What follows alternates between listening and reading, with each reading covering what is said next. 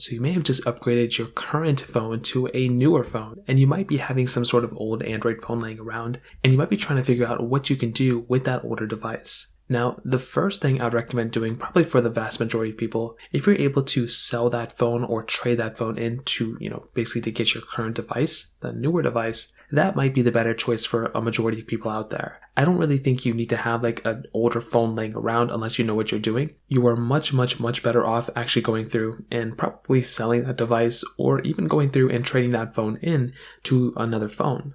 That's probably what makes the most amount of sense. And whenever I've actually gone through and pretty much found any device that I have laying around, at least back in the old days, I would go and trade it in. Nowadays, I don't really do that anymore. I tend to keep them. But if you're trying to get a little bit more money, that's probably the best thing you could do. Now, another thing I'll probably throw in here, which is one of my most favorite things to do with any of my older devices, is to actually turn it into some sort of like gaming device. Now, I don't really game anymore, to be honest, but when I used to tend to, use some of my older Android phones. And the reason for that was because we had the ability of installing any third-party apps, really, for the most part. But also, there were so many emulators and so many different things like that in that specific space, even at that moment, maybe like 3-4 years ago, that allowed me to go ahead and basically install these emulators and play those games. But the market is completely different right now. There are some really good emulators out there available. And if you're in the market, if you already have an older Android phone, you might as well, at least in my opinion, go through and actually use that specific device as some sort of like gaming handheld kind of device. Although it probably wouldn't work for everybody,